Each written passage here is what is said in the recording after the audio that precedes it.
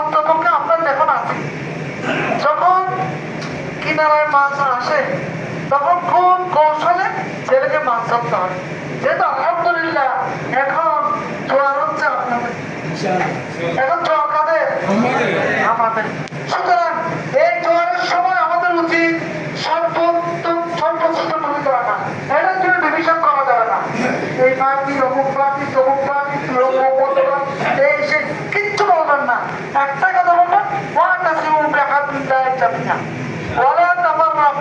সবাই একত্রিত ভাবে থাকবো, যে যেই পার্টি কর্ম করো, আমরা এক পার্টি, এটা তার সাল্লা পার্টি, আমরা একদম সেটা হচ্ছে এই এলাকা আমার পার্বত ইনশাল্লাহ। এক্ষেত্রে কোনো অবস্থায় সে যেই সংগঠন হোক, যে পার্টি হোক, যে বন্ধু বান্ধব হোক, আমরা কোনো অবস্থায় ডিসিশন করবো না ইনশাল্লাহ।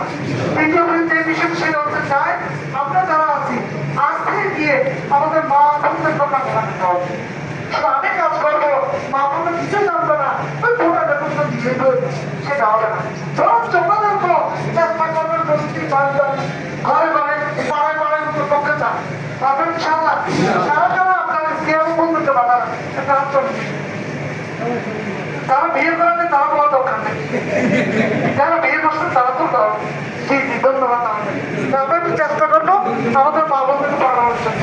আর একটা সর্বশেষ বিষয় সেটা হচ্ছে, যেহেতু আমরা নির্বাচন হবে কি হবে না একটু নির্বাচন হচ্ছে বলে না তো মামা নেই, মামা তো না হয়ে একটু নির্বাচন শুনেন এই নির্বাচন কাম দেওয়া যাবে। যেহেতু আমিও যেমন বলেছেন সবাইকে নামতে হবে, দাওয়াত দিতে হবে, আমাদের হারার কিচ্ছু নাই। সুতরাং আমরা এই নির্দেশনাকে সামনে রেখে প্রতিদিন ঘরে ঘরে গিয়ে আমরা দাওয়াত দিয়ে আসবো, জিতা না জিতেছে কার পক্ষ থেকে? আল্লাহর পক্ষ থেকে। সুতরাং আমরা প্রতিদিন কর্ম করে গিয়ে দিনের দাওয়াত, ইসলামের দাওয়াত, দাওয়াত ইনশাআল্লাহ। সুতরাং বিজয় পরাজয় এটা আল্লাহর পক্ষ থেকে আসবে। আমরা বিজয় হবো, এটা আমাদের প্রত্যাশা। এই প্রত্যাশাকে সামনে রেখে ইনশাআল্লাহ যেতে হবে।